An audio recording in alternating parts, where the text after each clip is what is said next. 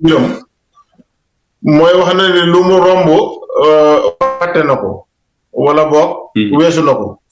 mais maa ngi espérer quand même ni mu ngi préparer benn recueil j'espère que mu ngi préparer benn recueil parce que li mu ce serait dommage que et wax dëgg yàlla bind na ko nu am solo léegi xam naa bu fekkee ni sëñ Nourou dafa am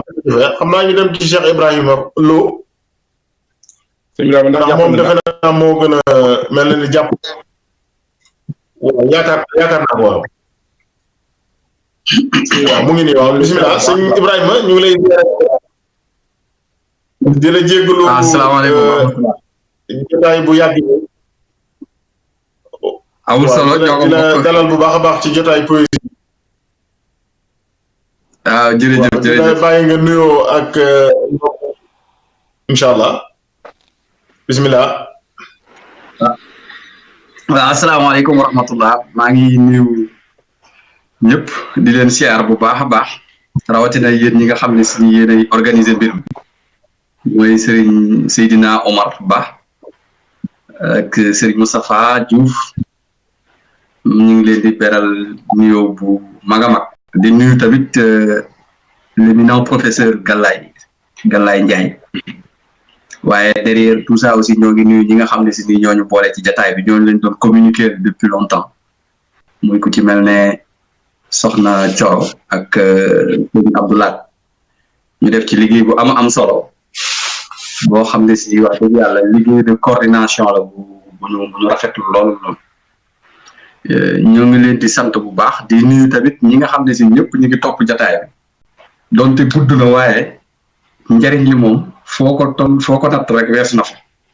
wax dëgg yàlla te li ci am solo mooy wane gi ngeen di wane sëriñ bi ak nit ñi ni nga leen di permettre ñoom ñu exprimer wu seen yëg-yëg comme ni ko professeur waxee woon sànq ci yëg-yëg gi nga xam ne si ni moom lañ am ci sëriñ bi ndax poésie yëg-yëg la rek professeur définir na ko ñi fi jaar tamit wax nañ ko nga xam ne si ni nit ki day wax rek li mu yëg ci xolam li mu yëg ci nekkinam kon loolu wax dëgg yàlla bu fekkee ne am nañ un plateau comme ça boo xam ne si day permettre murit bu ci ne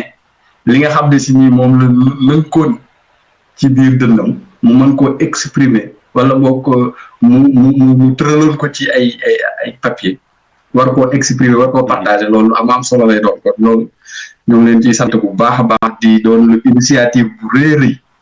boo xam ne si nii dañu leen ci encourager leen ci jàppale ngir mu mën a taxaw ndax jàpp nañ ne lii moom warut a yem ci jataayu ndawaan yi rek war naa mën a gën a yaatoo yaatu ba nga xam ne si di ñëpp dinañ ci jariñu ndax njariñ kese ci nag kon ñoo ngi leen ciy sant bu baax a baax di leen gërëm waaye di nuyu tamit mbokk panel bi yëpp di nuyu tamit suñu kilifa yi ñi nga xam ne si ni ñooy suñuy sëriñ suñu wayjur ñoom ñi ngi dëkkee Gossas ak ñëpp ñoo xam ne si ni mbokk lañ ñu ngi leen di siyaar bu baax a baax di leen di siyaar yéen ñi nekk te plateau bi ak di siyaar mbokk ñi nga xam ne si ni mbokki taalibe lañ ñu nekkandoo fii ci Marseille maa ngi leen di siyaar ñoom ñëpp di leen jaajëfal ndax ku nekk ci yéen ñooñu daje nañ bés ñii ñi am nañ leen bu baax a baax ay professeur Galaye Ndiaye Moustapha Diouf Seydina Omar yéen ñëpp ku ci demas nañoo daje ay jataay bokk na ay jataay kon ñoo ngi leen di siyaar bu baax a baax di siyaare mbokki taalibe yi nga xam ne si di ñoom lañ nekkal fii liggéeyu sëriñ bi maa ngi jéggalu bu baax ci kàddu yi ko defee xam naa rek leneen lañ ci yokkaat dinañ ci ñëwaat ci kanam soobee yàlla jërëjëf sëñ Ibrahima nuyu yow itam bu baax a baax di nuyu waa Marseille yëpp di nuyu spécialement Serigne Lamine Lo xam naa war nga ko xam muy historien bu mag di jàmbaar di sunu xarit sama jëwriñ Mamadou Lamine ma ne ko sama jëwriñ ok ma ngi seetaan ñu ngi koy ziar baax ma ne ko sëñ Lamine ziar waa Marseille yëpp incha allah waaw dañ ko dégg incha allah di lay bàyyi xel bu baax waaw sëñ Ibrahima xam nga mën nga wax tuuti rek ci sa parcours ndax yaa ngi bind ci sëñ bi waaye ci looy yëngu ak yooyu loolu xam naa bu fekkoon da nga ci mën a wax tuuti rek balaa ngaa dugg ci point bi incha allah. waaw ñoo ngi yaa ngi may laaj lu jafe wax nag xanaa di tàmbali rek di santaat yàlla bu baax a baax di sant suñuy wayjur di sant sëriñ bi bu baax a baax ndax ñooñu nga xam ne si nii mooy suñuy wayjur ñooñu gindi ñooñu teg ci yoon wi ba ñuy nap na bi ba yegg si fii tey jii waaye ñun ñu ngi gañee àdduna Gossas dëkk bu ñu naan Gossas ci Sénégal fa lañ jàngee ba am bac doog a génn dem Ndakaaru bañ demee Ndakaaru tamit jàngoon nañ foofu ba am fa maîtrise ci science naturelle ginnaaw bi nag ci la ñu commencé woon a jàngale benn at ci diggante bi ci lañ amoon benn bourse de thèse en science ci lañ doog a ñëwee fii ci Marseille def ci benn at ci soutenir suñu thèse en 2016 bon fin 2015 plutôt ci maladie infectieuse yi donc bi ñu kiiyee ñu delluwaatoon Dakar Sénégal doon liggéey ci hôpital principal de Dakar en tant que biologiste ginnaaw bi nag dellu si waatoon nañ fii ci Marseille ci lañ nekkaat jamono yi en tant que scientifique chercheur ci IHU Marseille donc actuellement foofu lañ nekk waaw waaw ñu ngi loolu daal mooy ci parcours loo xam ne si xëy na mën nañ koo tëkk waaw di leen ko parcours bu am solo macha allah kon ngeen ko waaye am na solo am na solo lool am na solo dama ko xel waaye ñu netaan xam ko daal lu am solo la lu am solo la ndax ñi bind ci sëñ Tuubaa moom fu nekk lañu bokk parcours rek nga ciy gis waaye gisati nañu it bu am solo ay yàlla gën laa dëgëral bu baax a baax gën a yokk sa xam-xam te it barkeel si incha allah yëngu it ci wàllu ci maladie infectieuse xëy na sànq ñu ngi wax ci mbas mi waaye leer na ma ni suñu leen laajoon émission bu lëmb di ngeen ci mën a wax waaye xam naa loolu tey taxunoo jóg waaye wax dëgg yàlla ñu ngi am mbégte bu baax a baax ci di la dal jotaay bi wax dëgg yàlla dañ Moussa mbégte bi ñoo ko bokk waaw mooy li ma wax rek day firndeel ne profil yi xam nga dañuy jàpp ne ñi jàng littérature ak yooyu noonu ñooy jubloo bind waaw waaye ñi fi jaar ñëpp daanaka war nañu ne maanaam yëg-yëg boobu noonu moom yemul ci ay domaine wala ci ay secteur maanaam yëfi nit la rek nga bëgg nit di ko jagleel jël ay béy di ko jagleel di barkeelu rek ci loo xam te ne sëñ Ibrahima fàttali na ko ci vidéo de présentation mi ngi indi waxu sëñ Bay Jaxate bu mu naan wutal ngërëm ak sa bakkan soo bëggee lu sakkat lu dul ngërëm jee bul sàkku yow lu ko mooy wattul sa bopp ba doo lor kenn du la doon sàmmal sa lépp te foo du doole kooti bu fa xëy donc loolu c'est une raison supplémentaire ndaxte fa nga tàmbalee tamit bi nga ñëwee nii di la sant ci teewaay bi di yaakaar ne fii nag jotaay bu nit ñi mën a amee njariñ la jotaay bu nit ñi di dolli koo la léegi su ma la santee ci wàllu nag ñu attaqué xanaa poème yi dafa mel ne bi jiitu acrostiche la boo xam te ne ci safar la ci weeru safar te bii tamit c'est un style assez particulier ndax fii xeetu bindin yu ne la ni gis ndax ni nga ko présenté soo ci mënee ñëw rek détaillal ñu ko ni nga ko présenté safar bi waaw daanaka boobu li ma ci njëkk li ñu njëkk inspiré déjà sax mbirum safar ci boppam maanaam mooy màggalu Touba su ñuy wax safar dañuy dem suñ xel day dem ci màggalu Touba te bu ñu waxee màggalu Touba dañuy delluwaat ci dëkk bi nga xam ne mënu wax foofu ñu naan ku tudd mburu am na ko wolof di tënkee ku tudd dëkk wal mburu xaw ma dama jàppatul expression wolof bi li ma bëgg a wax naan lu tuddee Touba waaw kay dëgg la ku wal mburu tudd dëkk mooy bu ñu waxee dëgg Touba suñu xel day daal di dem directement ci sëriñ bi. waaw te màggal Touba doon benn symbole boo xam ne ci yoonu rek képp kuy jullit sax war nga koy bàyyi xel di ko màggal ndax li mu représenté ndax sëriñ Touba ci boppam dafa représenté maanaam c'est le symbole du sacrifice ñun loolu lañ koy jàppe le màggal c'est une journée de paix, c'est une journée de liberté, c'est une journée de délivrance, c'est une journée de gloire mu doon lu am solo loo xam ne ci nit ñi dañ ko war a xam ndax li waral loolu ma wax loolu mooy bis bi nga xam ne si nii sëriñ bi niñ koy màggal dafa tombeek bis boo xam ne si nii ci coono rek la doon jànkonteel nga xam ne si nii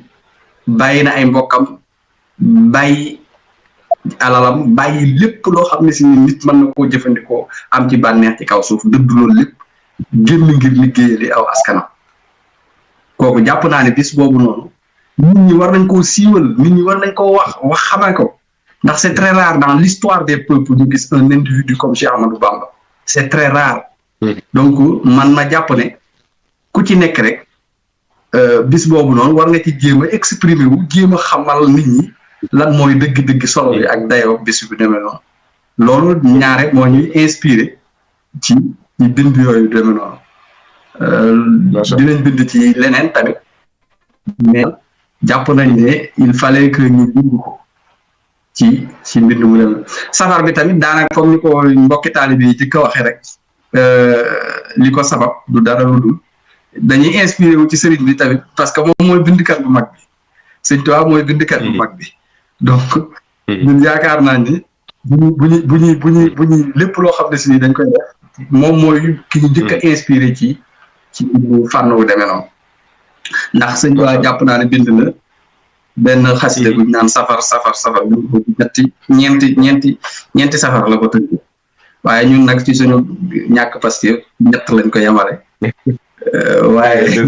looloo waral noonu rek lañ ko inspiré woo daal moo indi wax jooju ba pare nag ci biir it ñuy tënk ñu renvoyé à chaque fois xamal nit ñi ne Sëriñ Tuubaa génn daal l'islam mooy Sëriñ Tuubaa liggéey gi mu liggéeyal yàlla suñu borom liggéey gi mu liggéeyal Seydina Muhammad sallallahu alayhi wasallam moo ko jox benn place bi mu occupé ci biir l'islam looloo tax ci poème boobu noonu safar à chaque fois dañ koy terminer par le mot l'islam nga xam ne si nii ki koy lire dina delluwaat xelam ni jëmm ji ñuy waxal fii kat wala bis bi ñuy wax fii kat dara taxu ko jóg lu l'islam. macha allah gis-gis bi kawe na lool sax. xam naa gars yi maa ngi leen di jaxase di wax safar la ñu tàmbalee sax mais dafa mel ni ci retenir woon dafa mel ni Ila Touba mu jiitu xam naa suñ ci mënee tàmbali rek. waaw macha allah waaw ba tey benn. waaw xam naa su paree ñu kale ko rek après ñu tàmbalee boobu Ila Touba. waaw Ila Touba waaw ba tey incha allah. bismillah.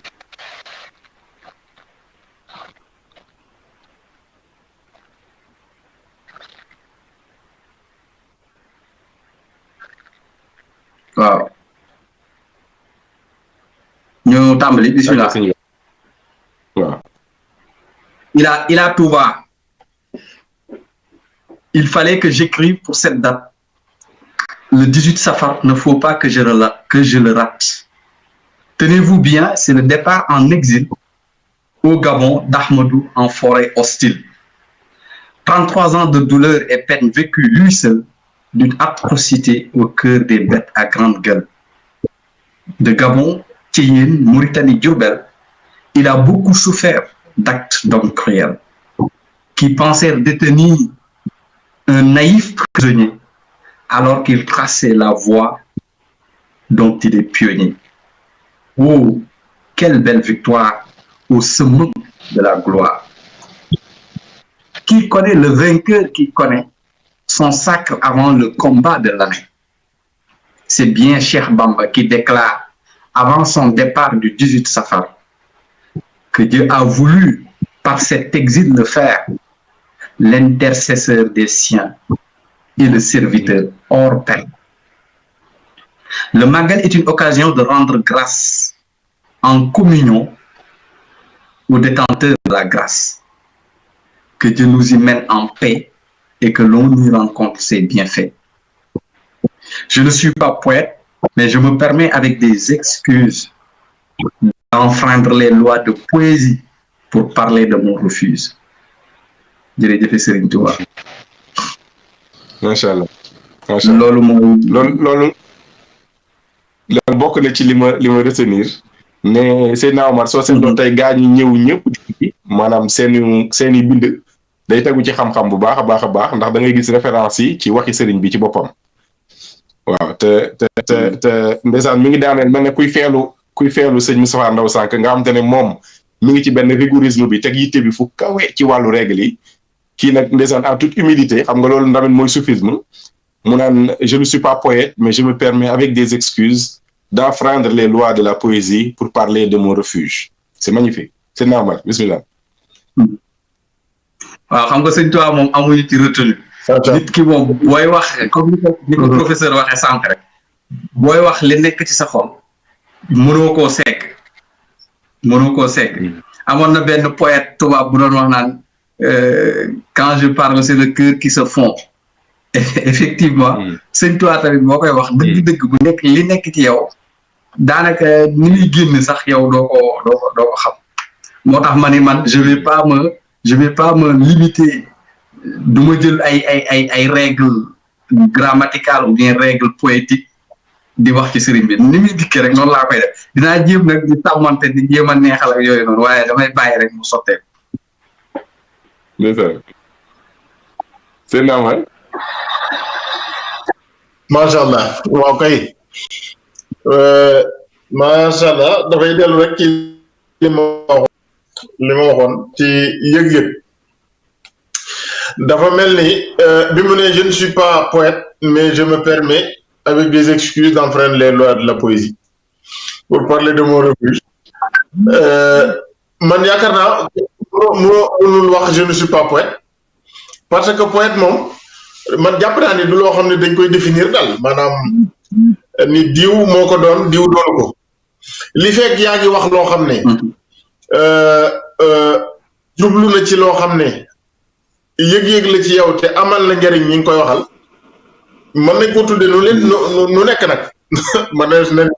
wala ñu ni lu nekk mën na ko tudd waaye li am solo rek moo jubluwaay bi daal waaye da ngay gis ni comme Moustapha waxee lalu na ci ak xam te damay fàttali di bàyyiloo xel ni ak cofeel lu mu am solo su àndee ak xam day gën waaw cofeel baax na waaye cofeel bu ànd ak xam dafa gën ndax mooy tax a jariñu léeg-léeg nag xëy na cofeel bari lool te xam gi du demee noonu waaye li nga gis nii li mu bind boo ko gisee da nga xam ne wax dëgg yàlla xam da ko lal daal waaw te cofeel moom doo ko contrôler waaye xam lu mën ngaa jublu ci wut sàkku xam-xam gëstu sëriñ bi loolu mënees na ko waaye damaa yaakaar ni cofeel gi moom ndimbal la rek waaw moom dañ la koy dimbalee waaye mën ngaa jéem a def ci lum ci doon ngir gën di xam sëriñ bi ba mu ubbil la ci nag ni sëñ Muntaxa di waxe rek ni sëñ Tuubaa daf ci am tawféex la ci am ndeysaan ndax moom boo koy gëstu bi du gëstu danaan maa ngi waaye te su nee la maa ngi rek bu sotte ko rek wax dëgg yàlla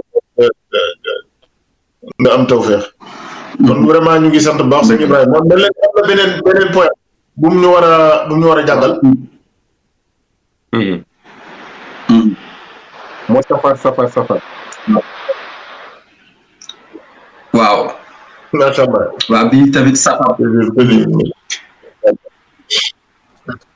macha allah bismillah sëñ bi waaw safar comme ni ma ko waxee woon sànq rek dama ci inspiré wu ci xasida ak sëriñ bi nga xam ne si ni ci safar ñeenti safar yi la ko tënk man nag ci sama ñàkk passif ma yamale ko ci ñett rek comme damay jàng yamale ko ci ñett yi waaye comme ni ma ko waxee rek ay juróom la xam nga safar juróomi baat laa ko bind xëy na duñ ko bind nii ci wolof mais man juróomi araf laa ko bindee juróomeel bi nga xam ne si ni ci lañ tënk wayu juróomeel bi dama koy delloo ci l'islam laa ciy mujjee bind ngir delloowaat lépp l'islam nga xam ne lépp tënk dellu l'islam loolu laa ci jublu daal ci kii bi structure ci forme bi peut-être waaw safar séjour pénible mais très fructueux. Ahmadou Bamba subit l'exil impétueux. France coloniale éprouva le rempart. Ainsi Dieu décréta en 1895 son départ. Retour triomphal de victoire de l'islam. Safar. Serigne Touba est un mystère sans fin. Allah l'a choisi comme son proche voisin. Fervent serviteur de Seydina Mohammed. À lui, paix et salut, il a tous les remèdes. Rendons grâce à cette exception de l'islam. Safar. Safar, ce mois jadis redouté et béni. Au 18e jour, les bienfaits s'amplifient. Fournis ce dont tu as comme bon repas. Accomplis toute bonne œuvre comme il l'a recommandé selon les lois de l'islam. jërëjëf Serigne Touba loolu moo tënk poème boobu noonu. waaw mu doon ñetti safar yi. waaw mel na ni sëñ Ibrahima war a màggale ni ko Serigne bi santaane. maanaam waaw jaamu yàlla ak benn.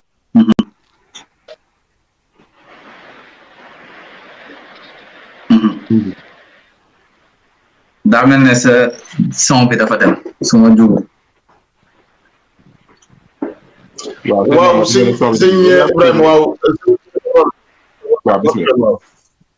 xam naa li ma doon wax rek mooy safar bii ni nga ko tëggee nii nuy nuru lu gàtt maanaam ñu sëñ bi bëggee ñu santale ko yàlla ci bis maanaam ci jaamu yàlla ak bernde ndax baatu recommandé rek soo ko xasee wax day tàmbal lépp li nga xam ne sëriñ bi wax na ko santaane ko ci bis bi te mel na ni wax nga ni itam ci la bienfait yi dikkee damaa gisatul texte bi waaye bienfait yooyu mel na da ko indi en contradiction ak ay épreuve yoo xam ni moo fa wuut bienfait yi dafa wuutu épreuve yooyu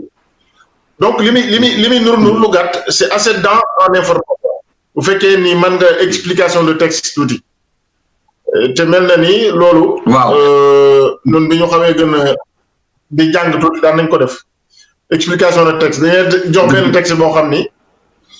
wax ci loo xam ni daanaka day xaw kii waaye bi moom. da nga dul mën a génn maanaam ni Sëñ Tuubaa diglee ak ni mu santaane ku ne ku ko sant la yàlla ci bis bi muy lu am solo. dëgg la jàng naa ci loolu daal macha allah. macha allah dëgg la waaw jërëjëf waaw effectivement noonu nga ko waxee sax noonu la ñu dikkee ndax damay jàpp rek ne suñ demee bay bind ci lu mel ne màggalu Tuuba nga xam ne màggalu Tuuba man léegi dama jël comme loolu suñ buurin waxoon sànq rek sëñ Assane la xaw ma nee na chaque def na ko léegi waaram daal maam année bu jot dina jéem a bind ma nit année bu jot damay jéem a bind rek ndax màggal Tuuba dafa jot fi mu ne nii nit ñi xam parce que c'est une occasion pour nit ñi xamaale ci Serigne Touba dimension ci li ma jaakaar si sama xalaatu bopp parce que booy xool parmi les rassemblements de masse au monde pratiquement Touba regorge chaque année plus que la Mecque loolu xaw ma nit ñi dinañ ko xam mais en terme de nombre de pèlerins laa bëgg a wax en termes de nombre de pèlerins Touba li muy recevoir par an day ëpp li Màkka di recevoir su ma juumul mën na am léegi loolu noonu nag day wane dayo sëriñ bi dayoo màggal gi donc képp ki nga xam ne si nii day liir li ngay def te mu jublu ci màggal gi wala ci sëriñ bi da ciy war a am lu mu jàngate looloo tax ñuy jéem a wut des informations yoo xam ne si nii yu wér la ñu koy jéem a dugal ci biir suñuy point déjà mooy wax séjour pénible et très fructueux lu metti la waaye nag am nag fay ndax gis nañ li nga xam ne si nii moom la jural askan wi lu bari njariñ la donte sëñ bi mettit yam si biir yëpp finalité bi mooy mbégteem jaam yi te tamit c'est un exil qui est impétueux lu violent la lu rapide sëñ toi jàpp naa ne ñun bu doon jamono yi dañu waroon a porter plainte yaa ngi dégg tubaab yi ndax li ñu def amul aucune justification valable pour l'exil de Serigne Touba mais heureusement am na loo xam ne ni en tant que murid en tant que talibé ça nous console mooy lan Serigne bi moom dalay wax ne ba may dem xam naa li ma yëkkati woon damaa demoon ngir mu doon ëllëg rammu ak maanaam muccuk sama xeet donc nga xam ne Serigne Touba wax dëgg yàlla ndimbal la moo tax ma ne loolu victoire la waaye ak ñibbiseen tamit triomphe la pour Sénégal yëpp mais au-delà du Sénégal mais pour l'islam boo ñëwaatee tamit beneen kii bi xaw ma nan lañ koy tudde ci wàllu poésie maanaam beneen groupe de vers bi foofu sëriñ bi laay am ci Serigne Touba kon loolu parce que booy wax safar nit ñi war nañu war delluwaat ku lire poème bi dama jàpp ne war na delluwaat ba xam ki ngay waxal lan la fan la ak lu xew lan mooy safar bu demee nag ba gis ne Serigne Touba tax lii mu jéem a xam kan mooy Serigne mooy nitu yàlla nit la koo xam ne ku jëngoon yàlla la ba dem ba jaxasoog suñ borom ba mën a doo leen xam te ni nga ko jëlee nag liggéeyal Seydina Mohamed mooy le fervent serviteur de Seydina Mohamed nga xam ne si nii moom mooy màngasinu lépp aajo maanaam lépp lu ñuy kii rek Seydina Mohamed moom fa la lépp dajaloo kon yeyoon na ak cant moom Serigne Touba moo l'islam gépp ko war a jagleel donc daal loolu ab tënk la ci ma ñëwaat nag ci beneen bi nga xam ne si damay jéem a xamle ni ñuy màggal am na yeneen poème yi nga xam ne ci safar gi la sax gën naa ko cee leeral waaye fii moom nee naa màggal gi berne da ciy am mooy fournir ce dont tu as comme bon repas accomplit toute bonne œuvre comme il l'a recommandé selon les lois de l'islam maam ci charia ñu ko tege rek lépp lu baax te dagar murid bi war na ko yëkkati jëf ko ci bisub Serigne Touba ngir santale ko yàlla noonu lañ ko jàppe waaw man li ma ci retenir ci li ngay wax ni lépp moo jaar tey nii lu ci bari dafa am benn fonction xam naa professeur bi nañu ñëwal après boo xamante ne waykat bi dafa am rôle bu muy jouer ci benn genre conscientisation wala benn genre yedd fàttali gindi nit ñi ci lu baax ndax dañu nettali naan sëriñ bi da daan jékki-jékki daan wax sëñ Mbay Jaxate naan ko Babacar jàjji ma léegi ñu ko doon wax dafa naa sëñ Baye Ndiaye Diop laa déggoon muy wax loolu mu ne sëñ bi ni mu déggee woon olof mu leeral ne jàjji mooy ku dem bay wàcc yoon nga tegaat ko ca nga Sëriñ Tuubaa moo wax loolu daanaka image la pour wax rek Babacar fàttali ma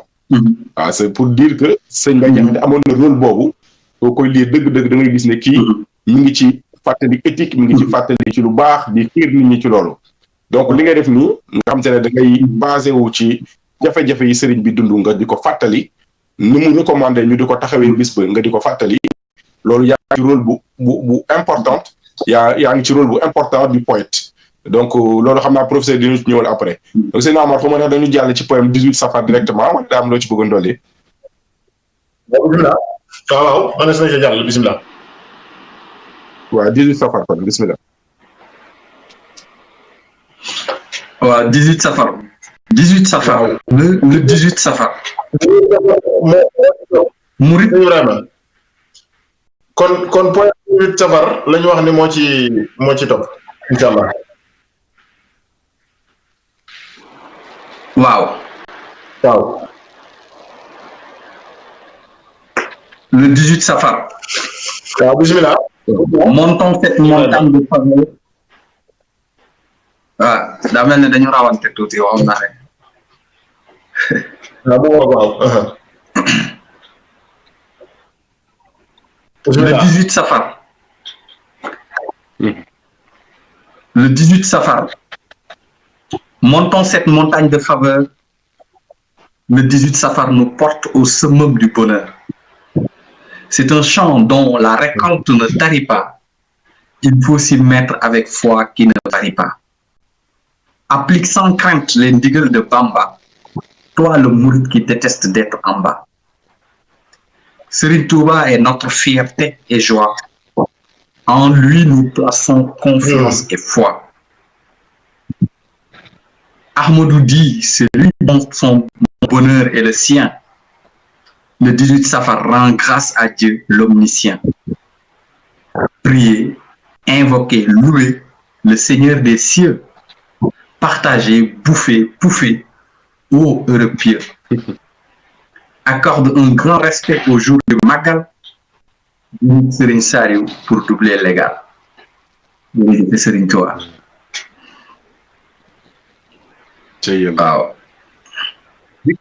Di Serigne Saliou pour doubler Moustapha daa mel ni sëñ Moustapha daa mel ni li mu wax ci deuxième vers bi ñor na la de. Bouffer, pouffer, comme lan. Non, pouffer bi laa ko doon teelu rek. Non, pouffer bi laa ko doon teelu rek.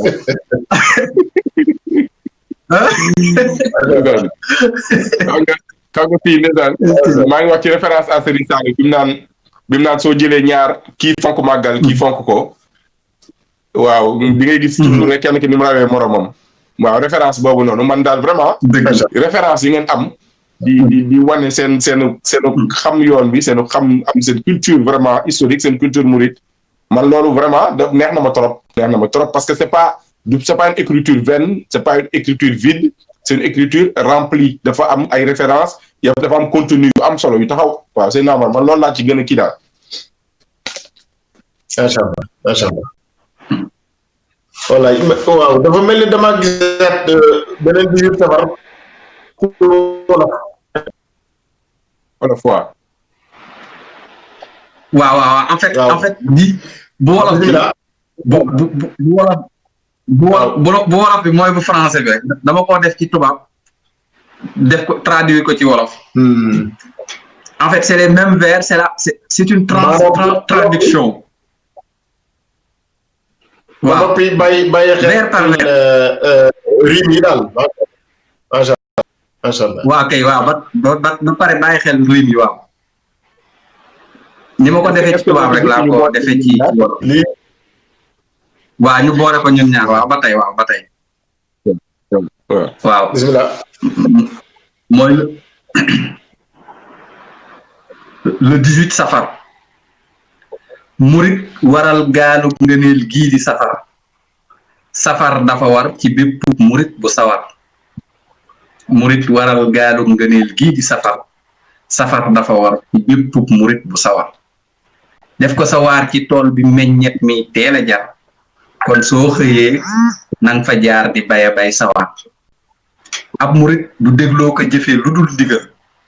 gëmmal tëxal bàyyeel sa bopp sëriñ bi muy digal. ab murit sëriñ Touba la am moo koy bégal.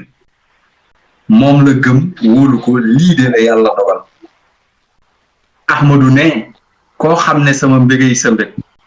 18 Safar nag ma santal yàlla ba mu bég.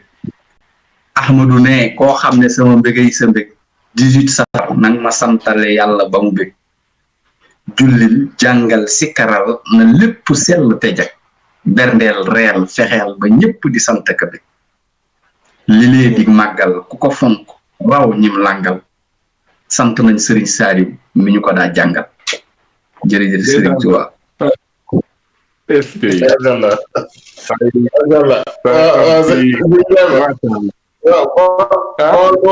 wala kayoor ab ayoor nga wala bawal ma ne ko maa ngi ci bawal gi rek wolof yi macha allah am na solo lool ni nga ko indee am na solo daf may fàttali sama benn xarit bi ñuy wax sëñ Mbacke Dieng ku jàmbaare ndeysaan moom maanaam taalif sëñ Mbay Jaxate yi ci wolof di ko traduire ci français waaye di ko riime tamit ci français mi ngi ma yéem daal maanaam ni ngeen di jógee wolof français bi ba noppi ñaar yëpp am riimi boppam loolu wax dëgg yàlla lu ma yéem la may fàttaliku rek di fàttaliwaat lu fi sëñ Mourtala Mbuub waxoon te doon ko ñaan muy boole français beeg wolof bi di jaabante waxoon na ni ku di jaabante mu ngi ci encouragé ñi bindkat yi waaw xam naa moom li ci jublu mooy maanaam poème bi ci boppam ñu di ko tàmbalee français di ko jeexale wolof wala di ko tàmbalee wolof di ko jeexale français waaye yéen ñi ma xam naa ni yombul loolu di ngeen ko man waaw di ngeen ko man yàlla gën leen ko yombalal incha allah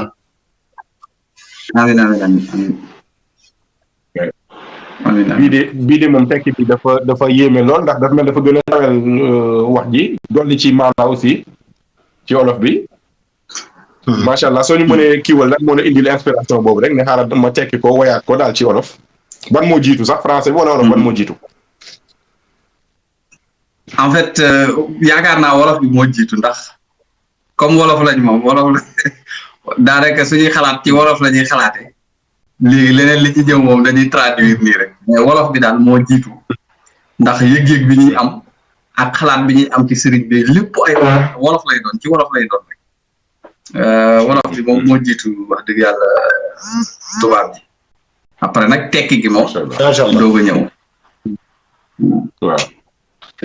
am na solo ndax liggéey boobu ni ko gars yi romb yi waxee par rapport ak ñu bëgg taxaw mu nekk liggéey Serigne Touba jaamu yàlla di def aller-retour boobu ci làkk bi ak làkk bi loolu yëpp xeetu ubbite la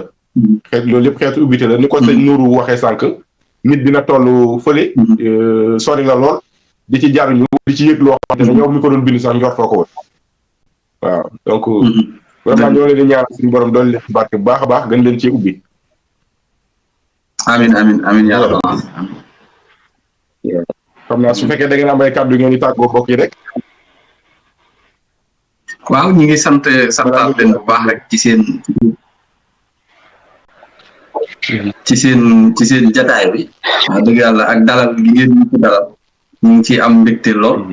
di ñaanal sama borom yokk leen ci defal leen ci tawfeex ak ci xéewal yu baree bari barki sëñ Tuubaa ba li ngeen ci yéene rek ngeen am ci kawe suñ jox waaw xanaa di santaat bu baax professeur Galaye moom maa ngi woon ak numéro bi dañoo jokkoo sax waaw xam naa maa ngi leen siyaar bu baax waaye amoon na benn boo leen ma ko mayee rek benn wolofal bu gàtt nag dama ko bindoon ne woon naa ko jàllale daal après dinañ comprendre waaye taxuma ko mokkal noonu ndax fan yi rek la bëgg démb rek yàggul daal waaw bismillah alxames waaw